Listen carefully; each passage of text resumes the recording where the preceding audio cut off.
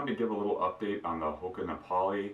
I've got about 400 miles in them, maybe a little bit more than that now, and I think it's just about time to retire them. Overall, everything I said in my first impressions video pretty much held up. There were two kind of things I wanted to talk about that I noticed after running in them for as long as I have. The first thing is durability. I kind of wondered, I saw the exposed foam and I was kind of apprehensive about how that was going to hold up, and sure enough that is somewhat of an issue.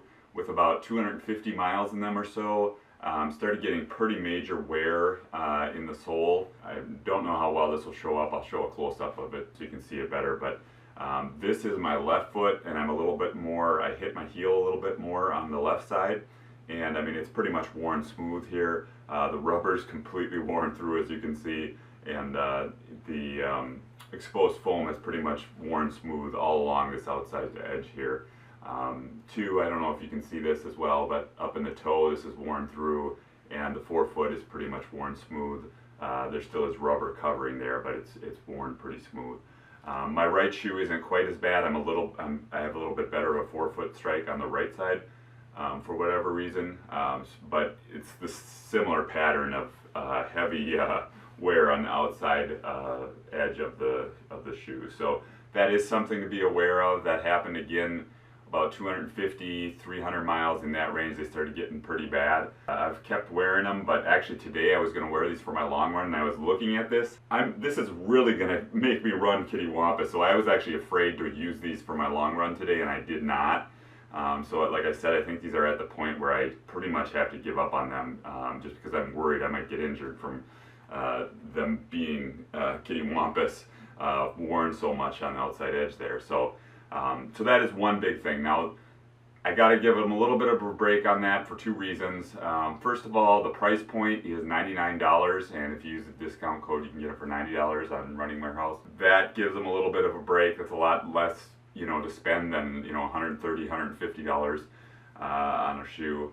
And the other thing is, I'm a big dude. I'm 6'6". I weigh about 180. I'm cutting a little bit below that, getting ready for the Boston Marathon, but I'm a Clydesdale. I'm a little heavier on my feet than probably a lot of runners, so you might get more miles out of these, less wear and tear.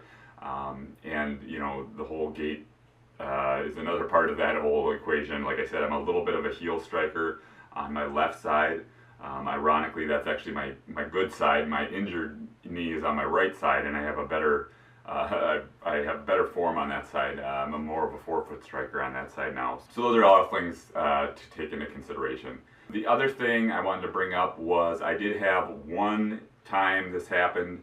I believe it was on my right foot, but I'm not 100% sure. But I was wearing really thin Balega, racing socks, and I did get bloody toes. The top of my toes kind of wore and bled through the sock. But that only happened once, and that also happened like when I wore these shoes, like I had worn them for like 10 days straight. I mean, I was wearing them like heavily in my rotations. My toes kind of, I think, gradually, wore down there, and wearing the thin socks is what did it. It never happened since. It just happened that one time. I started rotating out more, and I started paying more attention to mixing my shoes up and stuff like that. So it hasn't happened again, but that did happen once. Again, your mileage may vary depending on your form, etc., etc. Overall, I'll link back to my initial impressions, but I'm not going to sit here and repeat myself.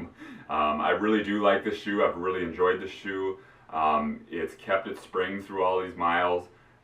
It's been a pleasure to run in. It's a light shoe, really cushy, high cushion to weight ratio.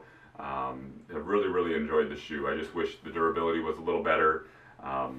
But again, the price point's pretty attractive. So, take that all into consideration. It's a pretty good shoe. So I just wanted to give that kind of update and let people know that those are potential issues. But overall, I would still say give it a try for sure. If you're an old Clifton user, if you're looking for something with high cushion to weight ratio, this is a really good trainer. I use it mostly for easy runs and long runs. It's not really a go fast, super fast shoe, that's not what it's designed for. So if you're looking for something for more up-tempo work, choose something else. That's pretty much all I have to say. subscribe if you like the content. I'll be back soon. I got a couple more tune-up races, and then the Boston Marathon is right around the corner. So stay tuned for that, and thanks again.